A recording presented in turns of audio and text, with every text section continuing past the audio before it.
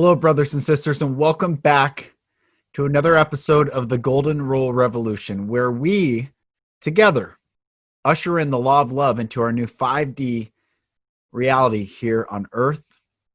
As you can tell with the new music and the guests that I've been bringing on and the topics we've been talking about, I am expanding and growing not only my own personal journey, but the platform of this podcast to help crack us all wide open so that we can learn to release fear, release the doubt, the judgments, the confusion, all that resides in that keeps us stuck, so that we can receive all the love and light that is ready and willing to fill us when we create that space.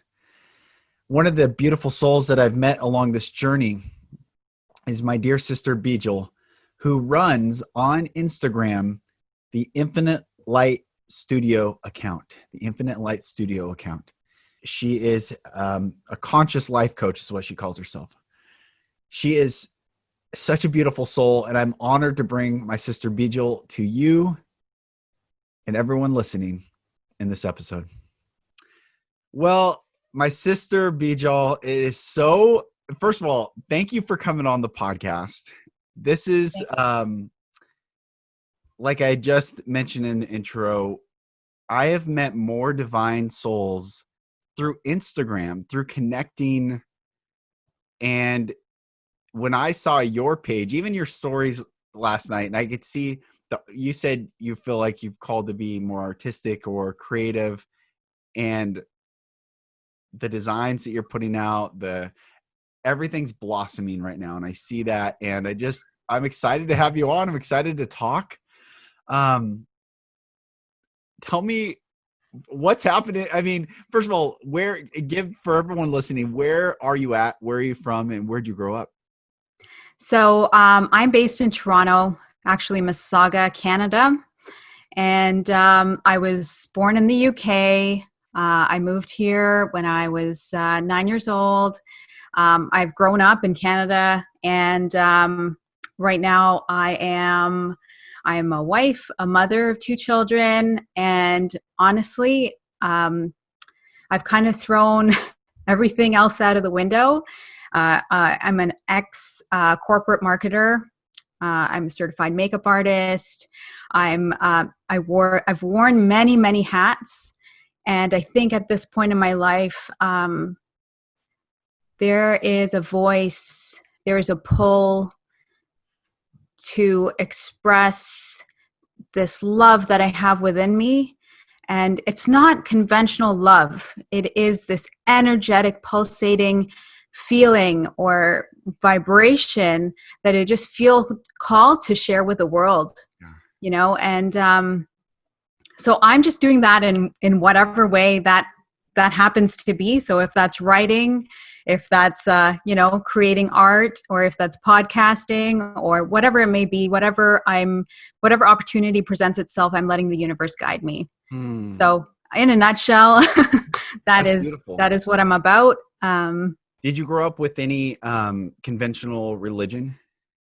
Yes. And I think that's what, I think part of the experiences that you've shared, and the way that I've heard you speak about Christianity and Judaism and various things, I think there was an immediate understanding or resonance with the learning. And I think that convention in terms of religious belief systems and structures, it is the perfect catalyst to unlocking and literally breaking open that conscious construct that leads you to the expansion of consciousness. Yes. So in my experience, it's been like, the teachings were pure. Perhaps the convention of it didn't resonate with me. Yeah.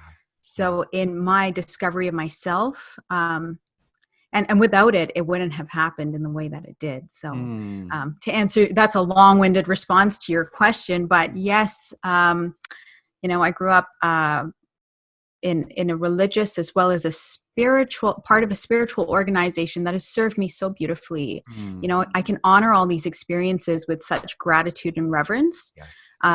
They may not be the only way to reach God. They are not the only way to reach God, Yeah. but it was definitely a very pivotal part of my journey. And what was the organized faith or the spiritual practice? So my family is Hindu. Uh-huh. I've been a part of an organization called the Sri Satya Sai Baba organization, Wow. whose spiritual leader and guru is Satya Sai Baba, Wow. who has very much shaped, the way that I've approached spirituality, but taking those teachings just deeper into myself, into my own power, into my divinity, Yes. has helped me unlock the true essence of what I believe is embedded in those teachings. Beautiful. Beautiful. That's so beautiful. I equate, I was just teaching someone, we were going through the book of Genesis, just the first 3 chapters, and we we're like 3 hours deep, and I'm drawing all this stuff out and explaining.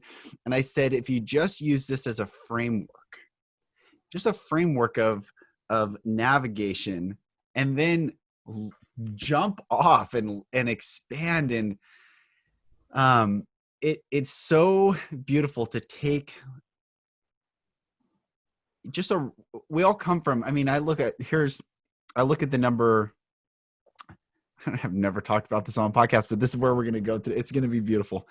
So I look at numbers in meaning. And so how I teach numbers is like 1 is beginning, 2 is witness or to give account, 3 is God, 4 is division. And this is more, I would say, in a biblical framework of Bible, like Hebrew, and 4 is division, 5 is life, 6 is man, 7 is completion, 8 is new beginning, which is like infinity if you turn it on its side, and it's infinite, but it's always constantly in a new beginning. 9 would be the counter to man's divinity, so Satan or Saturn, and 10 being time. So what we were discussing all these different things and frameworks and timelines on Earth and where we are right now, and the new age that we are literally, like, I can feel it right now. Dawn. Just at the dawn. Yes. Just the piercing through, that light piercing through. Yeah. And I looked at the 5 and I said, look, there's 5 major monotheistic religions in the world, or not monotheistic, but major religions in the world. You have Hinduism, Buddhism, Christianity, Judaism, and Islam. And I said, it's no accident that, and I know there's all the shamanistic and like more tribal, not as broad reaching globally narratives, Shintoism in Japan and all these things, but 5 being the number of life, it's no accident that there are 5 paths that circumvent the earth. And then no matter where anyone is, and I was talking to my brother-in-law who's Orthodox Jewish, and we were talking about how the Brahmins in Hinduism are named after Abraham, and Shiva in Hinduism, and Jewish Orthodox men study at yeshiva. And you have the path of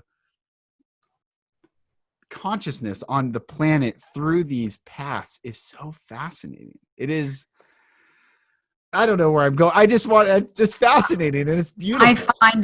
I find it really incredible that you brought this up to me, not knowing my background. I was raised as part of the organization I mentioned is a multi-faith organization.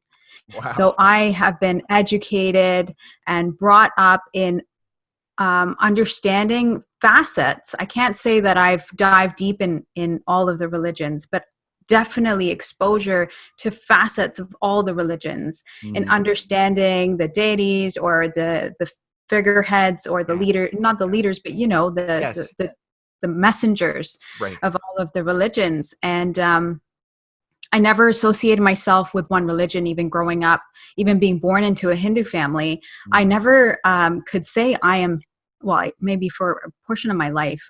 But as I grew into my own identity and my own understanding of self, I found it very difficult to say I am Hindu. You know, when my son was born, on the birth certificate, they ask you, religious affiliation, and we said none. We Yeah. said spiritual. We wrote that because we didn't want to tie him down to an identity like from the get-go. Yes. But anyhow, I find it incredible that you brought this up, not knowing my background. Right. But what I have found is that it is so easy to look at religion and deconstruct it into what is true, what is not, what is good, what is bad, what is right, what is wrong. And that duality is actually, truth is not, there's no dual truth. Right. All of it is truth. Right. So what I found is that I also used to dissect my journey of when I was involved with this or that, or and say, was this right? Is this, what am I thinking? Is what I'm taking in correct? Is it? But it was all meant for me. And all these religions are meant for the world. I believe that truly, because there's goodness and there is energetic, magnetic resonance with wherever information flows and energy goes, like pushing that knowledge and information to whoever needs it. So beautiful. It's interesting that they being the 5 religious paths in the duality, and I would say less maybe perhaps in Hinduism, but well, I don't want to actually make a judgment on any one particular, but the religious path of duality and then making judgments. And what I have taught and what I believe everyone is waking up to, what the Great Awakening is. And first of all, everyone listening, Beejal and I are going to talk a lot about the Great Awakening, but I want to talk about the first time the word Great Awakening was ever used, uttered out of the mouth of man, was Benjamin Franklin. And he wrote about the Great Awakening during a time when John Wesley and George Whitefield, which were the Methodist preachers, and the Methodist Church, which exists today, was a breaking away of the Anglican Church.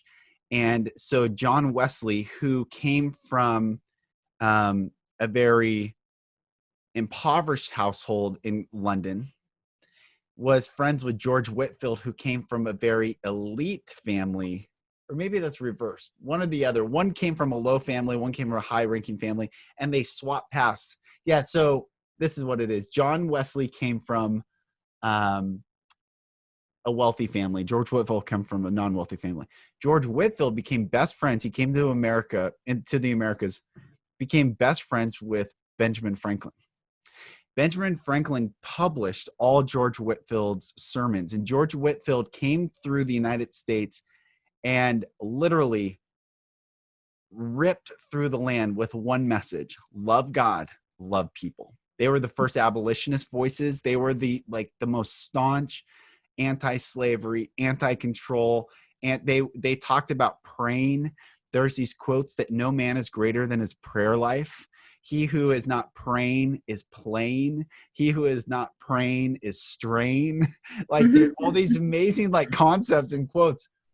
And they were the Methodists, meaning there was a methodology to their love, and it was in prayer. They were ardent, staying in that constant practice of communication with the divine. So Benjamin Franklin coins this term Great Awakening. He said it was as if every street you went down, you could hear a hymn being sung from the family home. At the time, when people wonder America and the goodness of it, and mankind has always lived with the duality of empowerment and slavery, liberation and freedom. And this is the duality that all of human history has lived in. And now, perhaps for the first time, we are experiencing the real Great Awakening. There was the Great Awakening of the late 1700s, which could be considered the first Great Awakening. The second Great Awakening in American history was when Charles Finney and others, but he was the main, again, another Christian preacher, but he was an attorney and was the main abolitionist voice in the mid 1800s to late 1800s. And he corresponded with Abraham Lincoln, all of Abraham Lincoln's presidency, and encouraged Lincoln to keep going, to keep going, to keep going. And that's where we have women's right to vote. You start to see a lot of great things coming from the Second Great Awakening. And I've always considered this to be the Third Great Awakening. We're the third wave. The third wave, yeah. But it's almost as if this third wave is actually the real wave, because you're in Toronto, you're outside of Toronto. I'm in Seattle. I've talked to our beautiful brother who designed the Great Awakening map. He's in Thailand, talking to the guy who runs Spiritual Oneness account. He's in Knoxville, Tennessee. I mean, we are all around the earth right now connecting, and I see these glows, like you're glowing and I'm glowing, and we start being these conduits of truly a covering around the earth of love and light right now. Yeah. And I think just based on my own experience, I kind of find that this whole thing is very akin to that of birth. You know, like the contractions and then the pain, and you know, like in retrospect, that it's all very necessary. And the contractions of energy that are coming in waves over this planet and this universe, and they're all part of the great that birthing process, the birthing of this new age of light.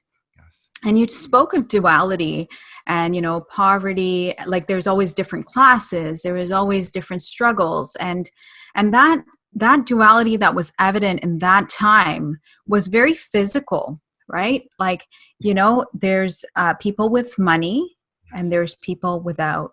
There are people with food and there are people without. Right. There are people with education and there are people without. So that stark duality was very physical. And what I believe has happened in an effort to really accelerate the process of finding the oneness of that duality, you know, is that the duality is evident in each person. So we are witnessing the duality of self. We're witnessing our subconscious mind or ego or whatever you like to call it, right? So there's different language for different people. Yeah. Somebody messaged me just the other day with an inquiry like, I don't understand like these different words. I don't like the mystical words. I like these more tangible words. And my response was that we all call into our experience and into our learning process, the language that resonates with our trajectory. Yes.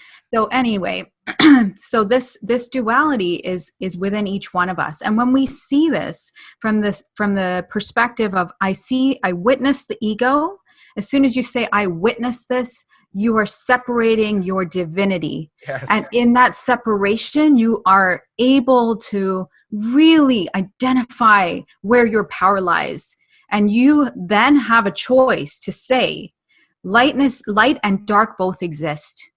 I honor my dark. I honor the darkness for showing me the light. Yes. And I choose to stand in the light because you honor the darkness for the purpose that it serves. Because without contrast, you can't choose. And we are exerting our free will in this way. We have the power to exert this will. And that will is our own spark of divinity, right? Yes. So I just, like, I found that really interesting when you mentioned the duality in the way that you did, and just trying to tie it back to what's happening now in this third wave, if you like, or in this continuing the continuing contractions as we birth this together, right? Yes. Sounds like kind of creepy, but it's beautiful. Amazing. I really believe it's beautiful. Oh, my dog just busted through my door. Hold on. Hi, buddy. I got an old timer who's pretty much blind and deaf, but bless him. He'll push through the door once in a while. what's really beautiful, and one thing that so I grew up in insanity. I grew up in insanity, and I gave a TED talk last year, breaking the cycle of child abuse. But it was so cloaked in the Christian veil, the facade, the veneer of goodness and holiness and purity and love and light and all these things. But one thing that I always had an issue with was, from my perspective, not that it is this, but from my experience, was it was such a victimhood narrative. This happened to you, this force, this is this, watch out, hunker down, be afraid, isolate, and that creates the judgment, that creates the fear, that creates the control, that creates all these things.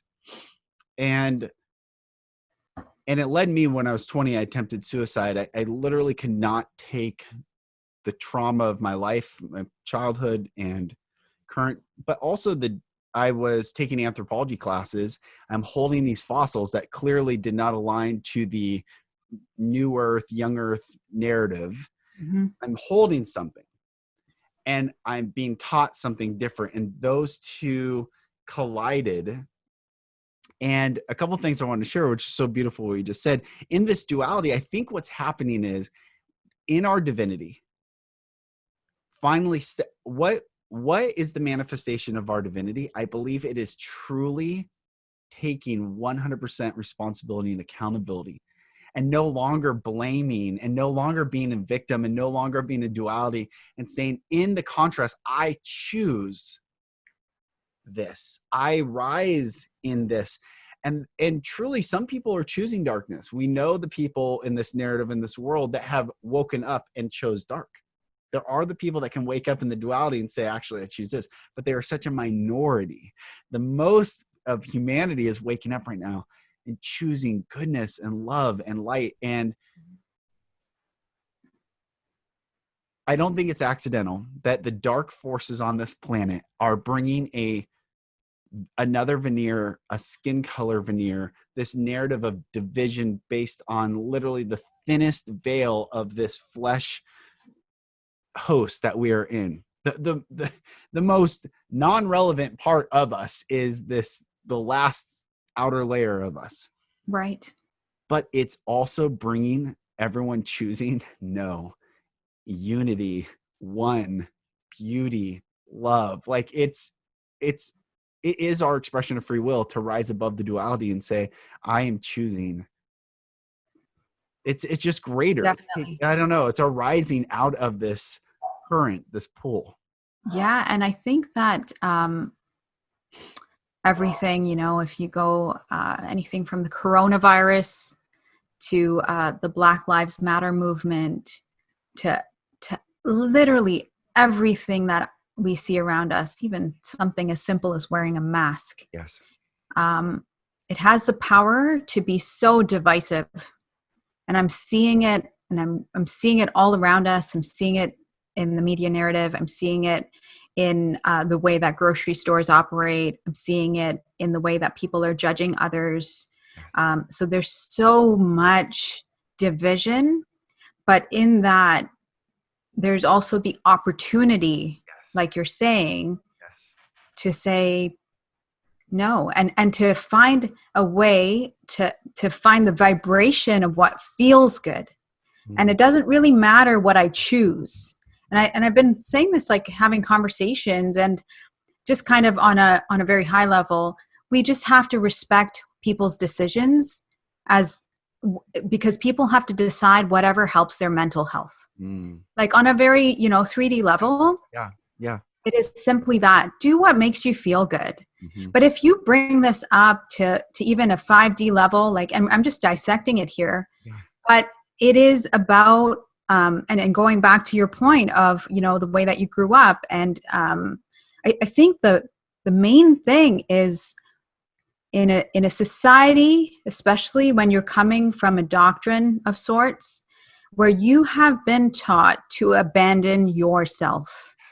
You have been taught to abandon your truth, to to take the voice of your intuition, take the voice of your divinity, that we can call it a gut feeling.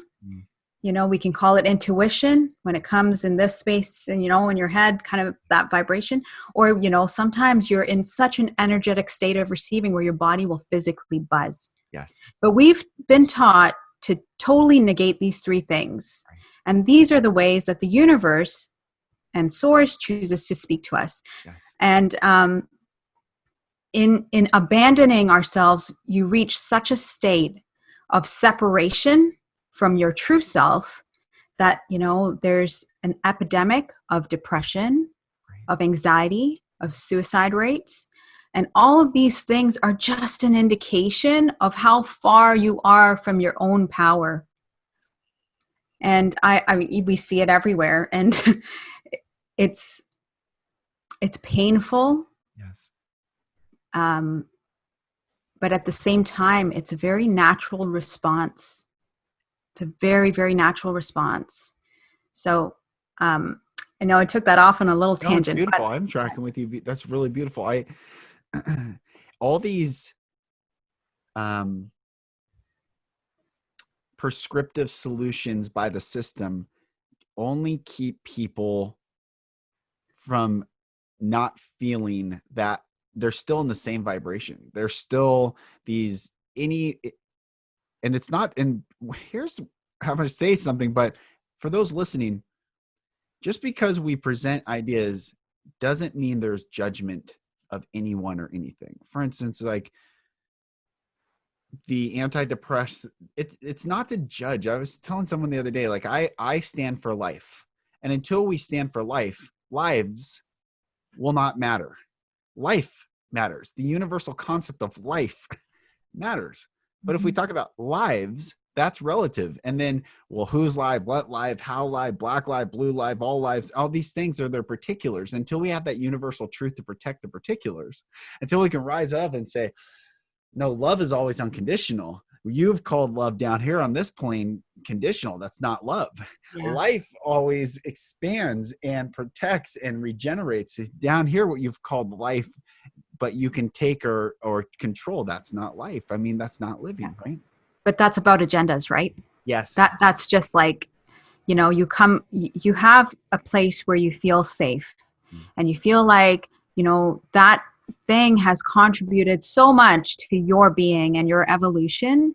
But the thing is, the buck doesn't stop there. Like, there has to be access from that box into the next box. Yes. And I always, this has come up several times in talking to people, but I always talk to my husband, and we always talk about blowing up the box. And we always, when we first started dating, and he said to me, he goes, you're living in a box. You really need to get out of that box. And I said, what are you talking about?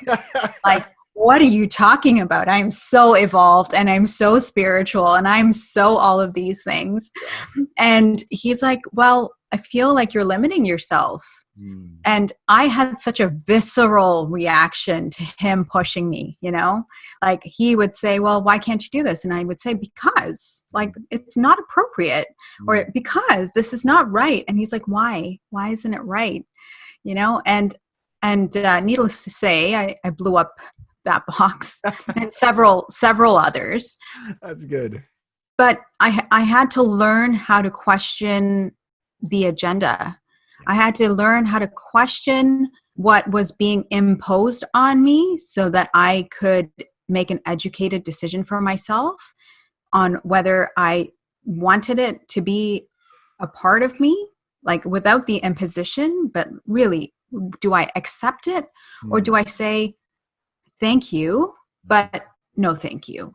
Yes. And that's where you take out the judgment. That's where you say, I don't judge what it is that's being offered, right, but I make a choice for myself. Yes. And that's when I stopped abandoning myself. That's when I stopped abandoning my truth. That was probably the first, few years of when I, started doing that. And obviously I had to get to a place where I was even receptive to that. Yeah. But it was such a liberating experience.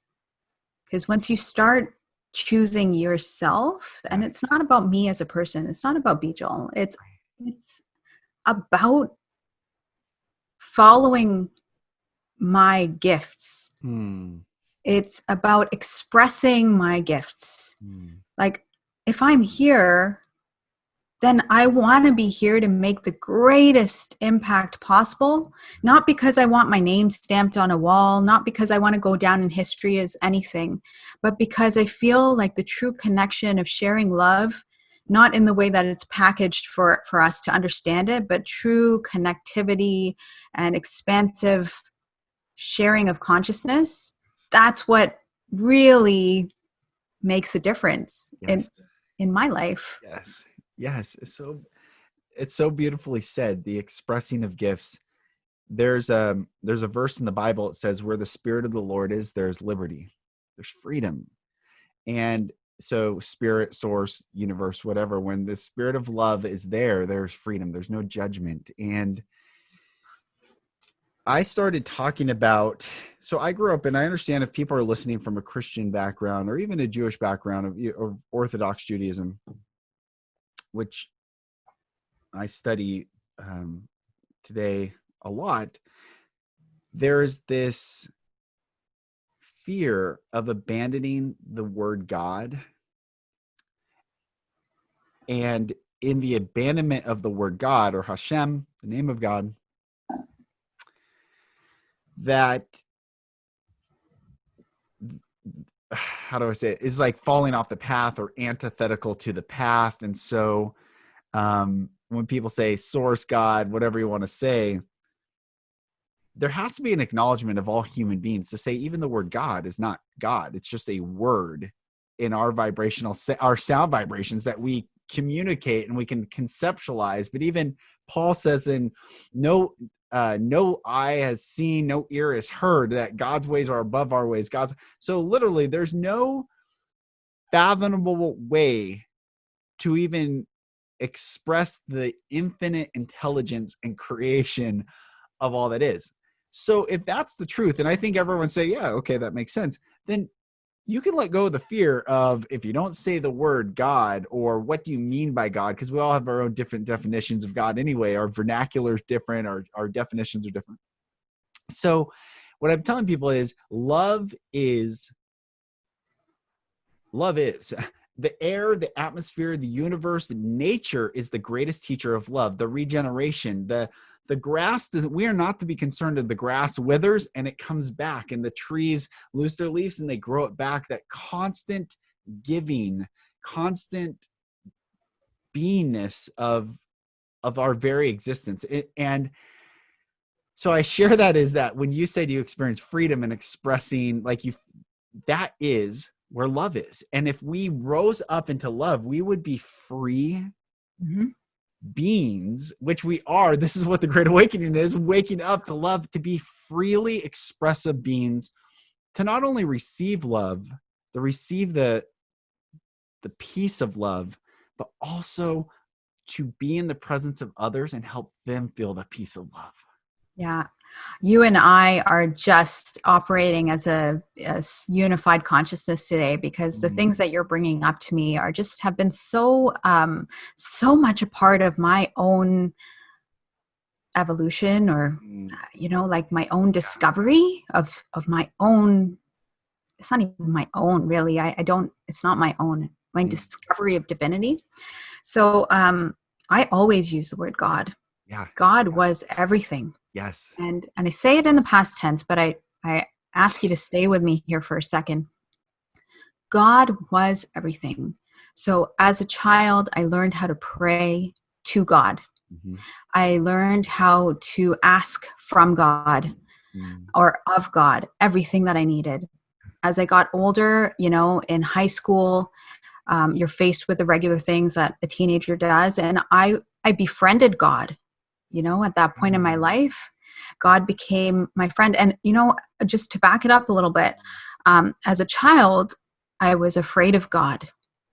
I was afraid of God because God was the eternal, that judgment. I felt I was very much involved in the idea of good and bad, right and wrong. And I always judged myself, and I'm not going to project this out to like my family or upbringing or my, religious affiliations or whatnot. But my own internal dialogue was very much fear-based narrative with God. Yes. Going into like teenage years, yeah, he became a friend. And I noticed the language I'm using. He became a friend, right? So I envisioned a male entity Yes. of God being this judging, eternal, all powerful, all knowing, Yes. entity Yes. of God. Yes. And I very much now, like, if just moving, kind of progressing forward, I actually had to go through a process where I had to let go of the God that I had created in my head.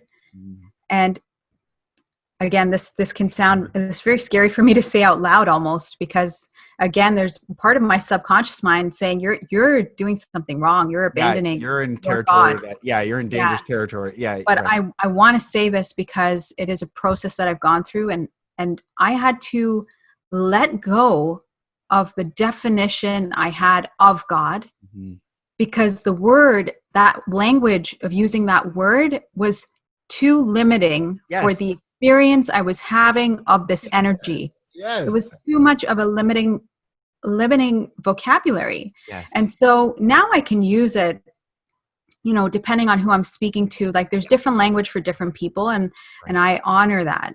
But for my own evolution, I had to really release everything and say, I had to start using words like the universe. I had to start using words like source and energy and love and truth. Truth is a powerful force.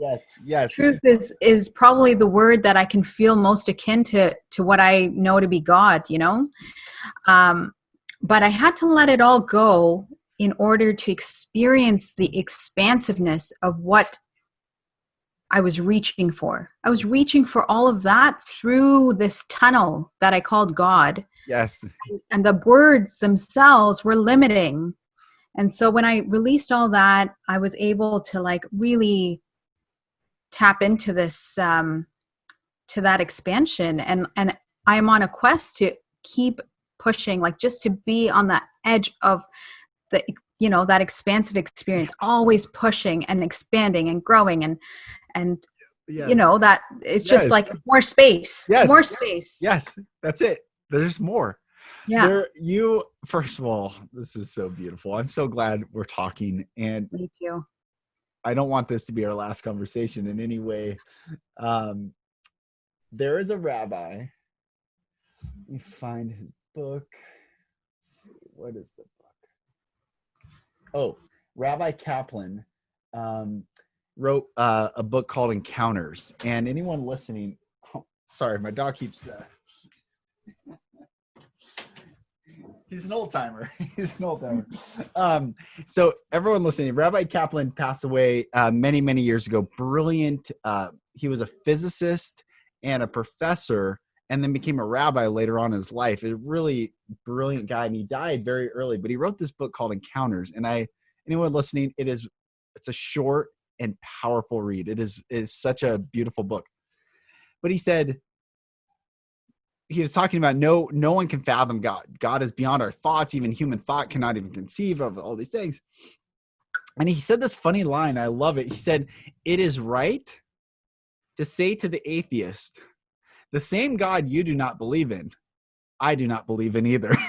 That makes me so laugh. Like the construct of whatever, the male meant, energy, like, well, I don't believe in that. Like, yeah, I actually don't believe in that either. God is beyond even our construct. And it's such what it does. And I was talking to a buddy when we're going through Genesis, what it does, I think when we can be in that expanse of there's more, there's just keep going. And when you're in love and you feel safe and you just keep going, it is,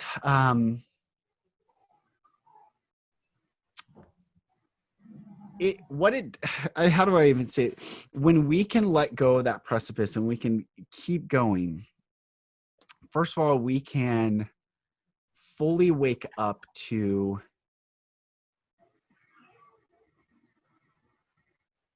if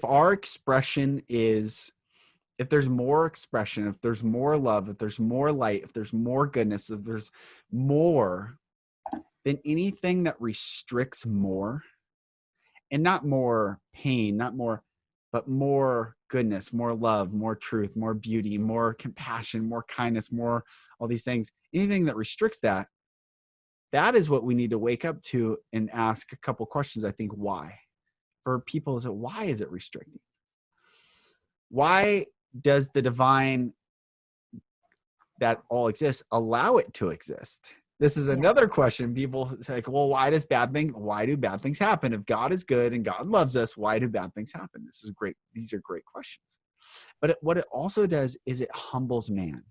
And that we think the serpent goes to Eve and says, you shall not surely die. For in the day you eat thereof, God does know that your eyes shall be open and you shall be as gods. Mm-hmm. And it says, and Eve, seeing the fruit, that it was good to make her wise. She wanted that wisdom. Mankind ever since then has been seeking the fullness of themselves in a way that they think they are greater, as opposed to understanding their greatness and surrendering and having a humility. Do you see, like, yes. I'm just throwing a lot of words out, but apart from the knowing the expansiveness of God and the love and beauty of God, we can become very egocentric in building up our own kingdom, which then we think we're big, but we are very small. So go sis. No.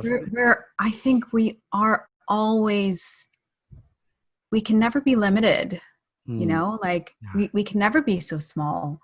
It's a process that I've kind of had to adopt or surrender to. And that is allowing. So, we talk about pain and suffering and we talk about love.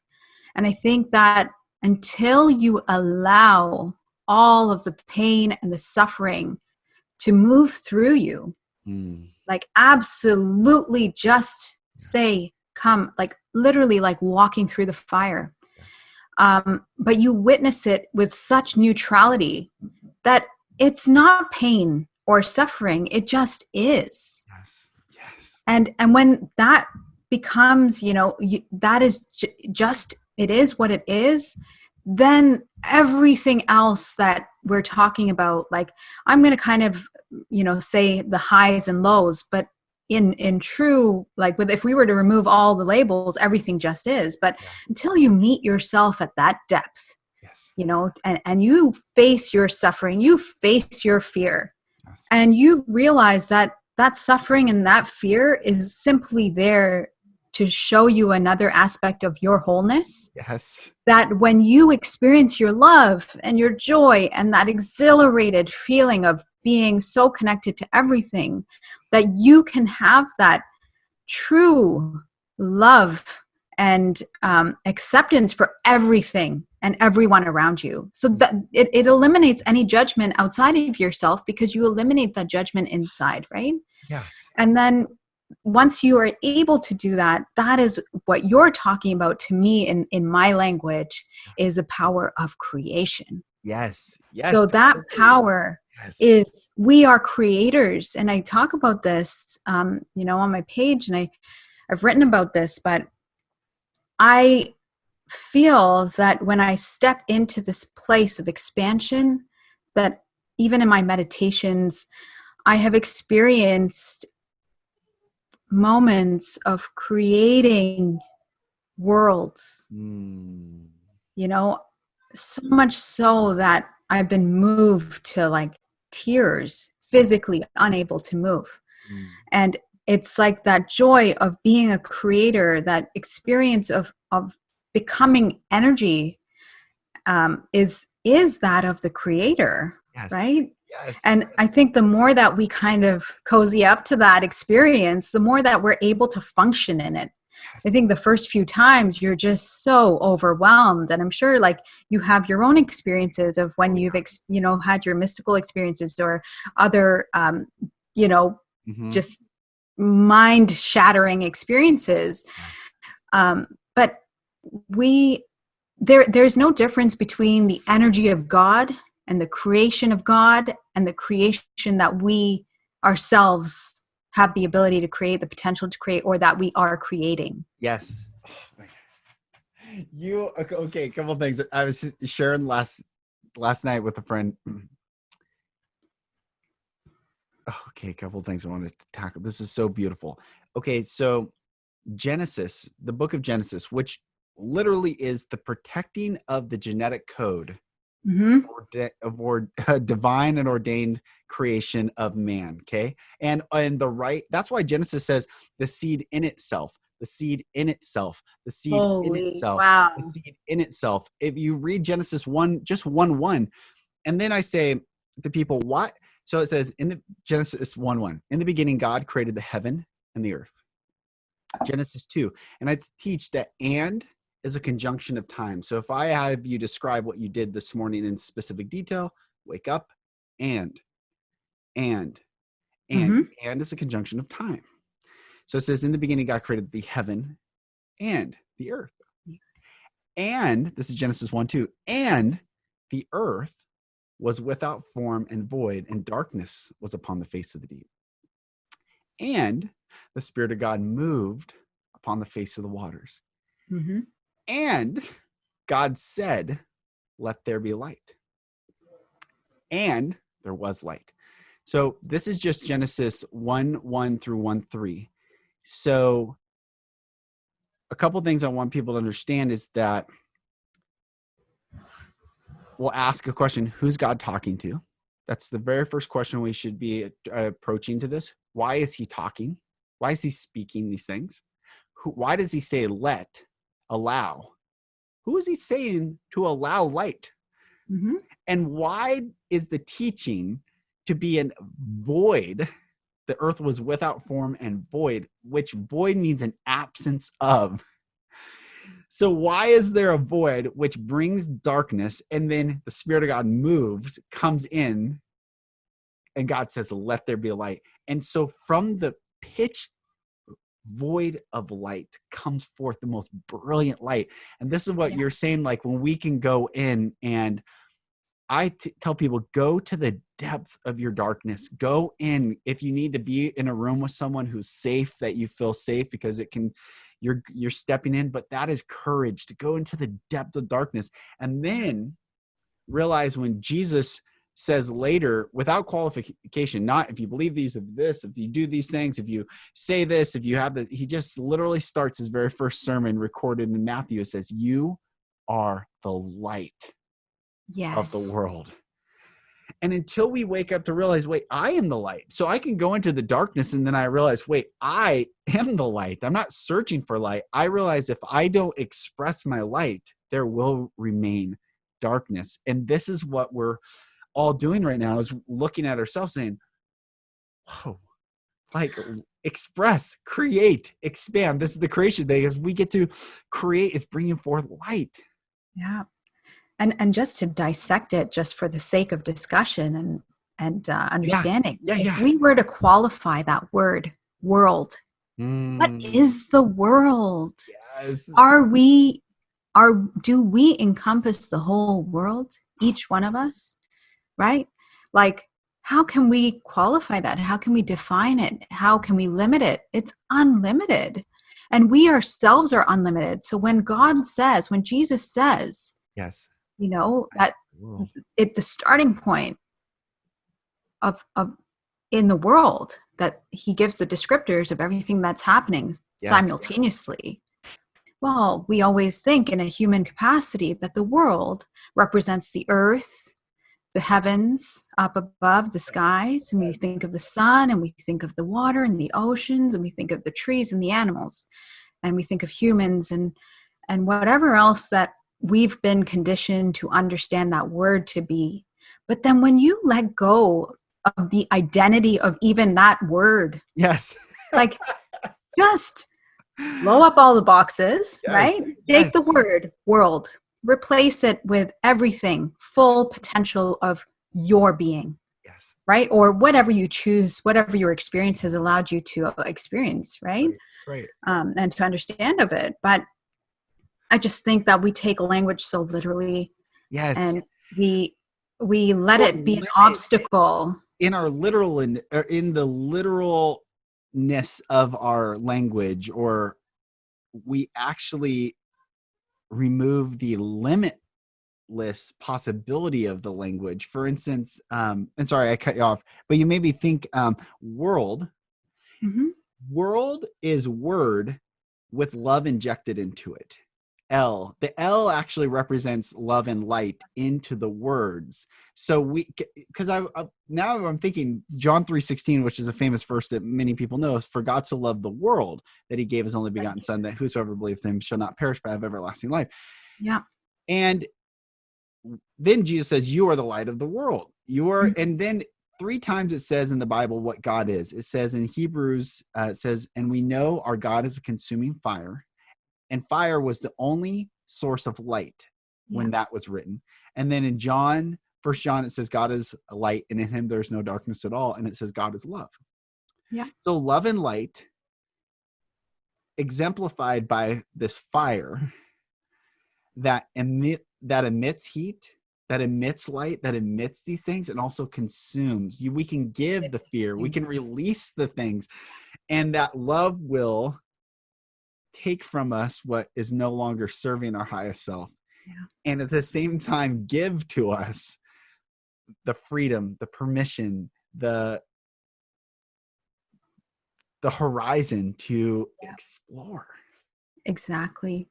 And that exploration comes after we surpass language. So language is just another it's another barrier. It's another obstacle, right? Yes. So like when we talk about intuition, it's about being able to surrender your analytical mind just enough to be quiet, to be silenced, so that the love can speak to you, so that source can speak to you, or you can hear yourself, right? Yes. And then like that physicality of that gut feeling, right? That's not language. Right. That's just telling you, I don't know, this feels off. This feels right. I feel safe. I don't like, these are words that I'm using to translate this feeling, but perhaps these words can't even quantify what that is. Right. Yes. And then there's like there's the entire experience, and like the human body is a conduit of energy. It's a conduit for God and source and the experience of the divinity that we are. So when we use it in its fullest potential, you have to honor language as simply one tool. And the ego is simply a tool. I can honor it once I see it. Language, I can honor it when I see it. Yes. You know, Yes. my physicality, the limitations of my physicality, I can honor it when I see it. But I also have to see my energetic composition that is limitless. You know, my identity doesn't end at the edge of my skin. Right. You know, that I am so connected to you right now in this moment. Yes. That there is no force that would be able to quantify that right now. Right. But you and I have created a world in a new dimension as the creators that we are, and we've held space in love and light to create this world of this podcast. Yes. You know, like in a very literal sense, if we were to just kind of bring it back down into our physicality, into the 3D, this is another creation. And this in and of itself can birth the awakening within others, or inspire them to find themselves, right? The birth of themselves. Right. That's a really beautiful way to see it. We are creating a world, and we're being an invitation for others to step into this world. Yeah.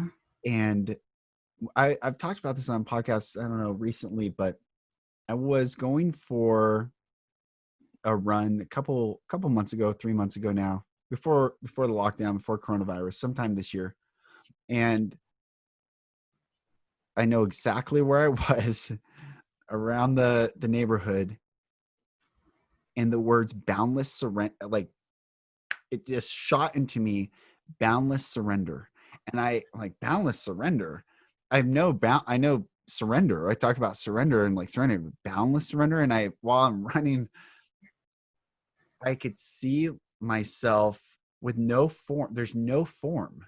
There's nothing. I mean, I see me, I have the form, but there's nothing around me with form to hold on to or identify or to touch I literally just was. Mm-hmm. And I said, wow, that's boundless surrender. That's beautiful. It's a really beautiful. It's beautiful. It's beautiful. Yeah. And when you say, again, when you're using this language, those that have experienced this the vibration of those words will reach the vibration of those who have experienced it. And it will mean, like, the words themselves don't mean anything. Right. It doesn't matter. I could say like crocodile fox. And if I attributed like meaning to those words, then they meant something, you know? Right. But when I've had experiences that when you say those words, I am taken back into my own experience. And that's the thing, like time is also very relative. Yes. You know, when I like, so if I've allowed everything of my life to be a part of me, whatever comes, whatever comes back, it's back. Yes. And I use my discretion, but if it's a gift, I'll accept it. Right. Yeah. So there's certain, spiritual, hymns, if you will, you know, that I grew up listening to, and they're called bhajans. They're like devotional songs. That's what they are. They're devotional songs. Beautiful. And as a child and growing up, you know, like actually throughout my life, I can't even limit it. That music has brought me such experiences of joy and like has moved me into a space where I physically am nothing and yet everything at the same time. And the thing is, like, it's probably my earliest taste of my own truth, of my own power, of my own divinity. Yes. And that word is very appropriate here, my own divinity. Yes. So, you know, like that music has a way of actually physically transporting me into a different pocket of space and time to re-experience the energy that was flowing through me at that time. Yes. Sounds really out there, but it's beautiful. I've had experiences of like time and space really not being as concrete as we make them out to be. And like, just to kind of take it a little further, is that even our healing journeys are like that. Right? We talk about the love of God, we talk about grace, and we talk about faith and surrender. Those are probably the big words that I grew up with. And I found in my own surrender and my own faith that I have given myself enough compassion to forgive myself, to accept myself, and even to actually physically go into a dimensional space and time to shower my own self in the past with the love that I needed to actually come back to this space and time and to feel a little bit more complete and whole. And at the time I thought it was God, you know. I had these really rock bottom periods of my life where I could not physically even get up out of the bed. And I remember, I'll share this experience, but you know, I had just no will for anything. And it was really difficult. And I was lying in the bed and I heard a voice and it said, "Get up." And I was just like, no, you know, like I don't know where this is coming from. And it said, "Get up, get up." And literally I felt a hand come out and lift me up. Wow. And I got up and I showered, and thereafter my life just kind of got back on pace. And I couldn't tell you what that was. I said God. I said it was God.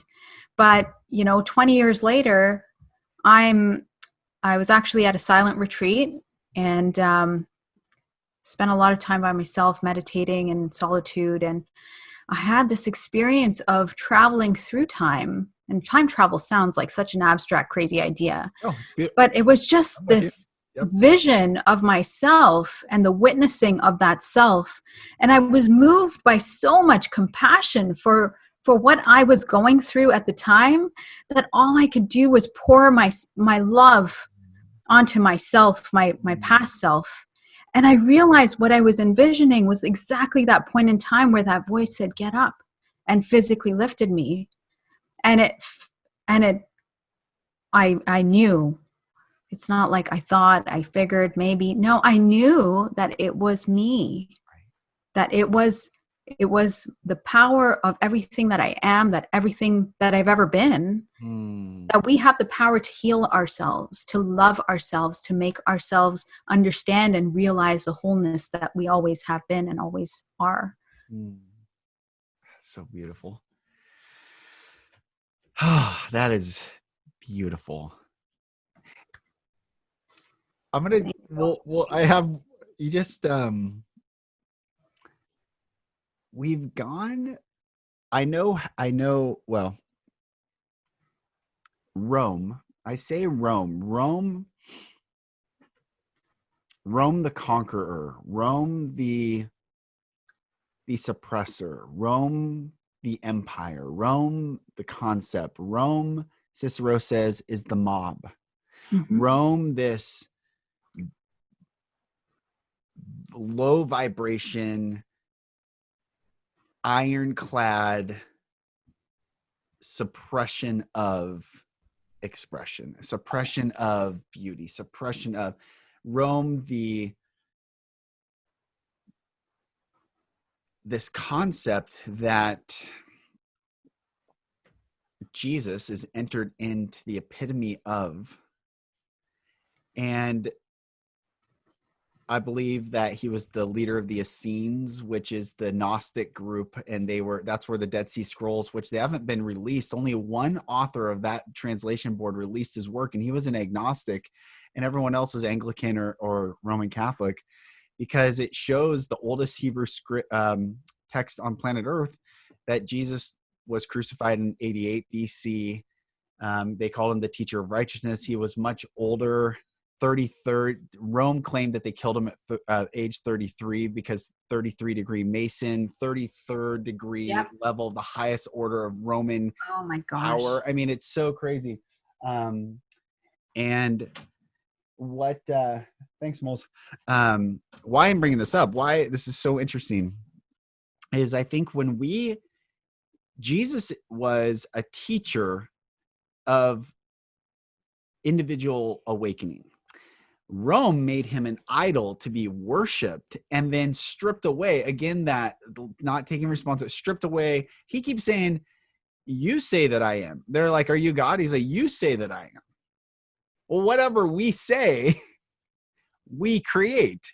Yeah. And then he says, "I and my Father are one. He that abideth in me and I in him, to the same bringeth forth much fruit." And what made me think of it with you is that when we heal our inner child, when we go back in time and integrate and pour love on the child inside of us, we are integrating the son into the father, mother. We are integrating the infinite love. And for people that are still hung up on the Roman idolatry of abdicating our own awakening to ascribing someone else's awakening as the path.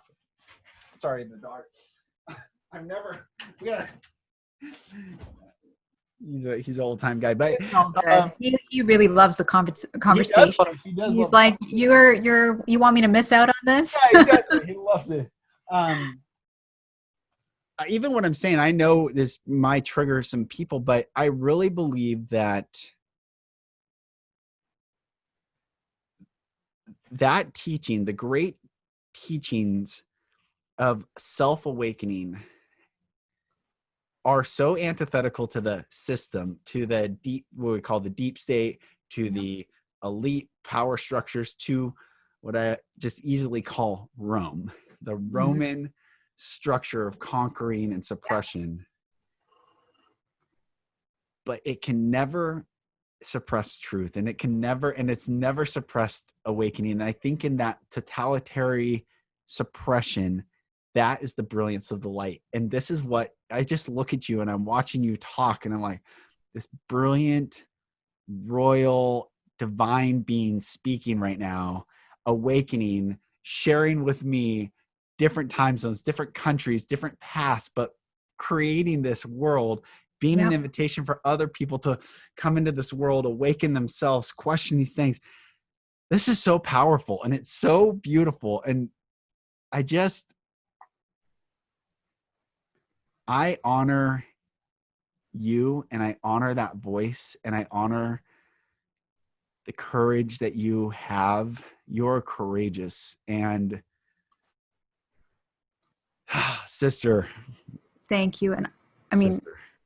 mean, in the same reciprocal, the thing is that without you being a container to receive it, right? There's no value to what I'm offering. And likewise, it's your, whatever you're offering, I receive it as, a sacred truth. So I honor you in the same way. And it's so beautiful, to create together. Yes. Just the joy of creation is, Yes. It's so exhilarating.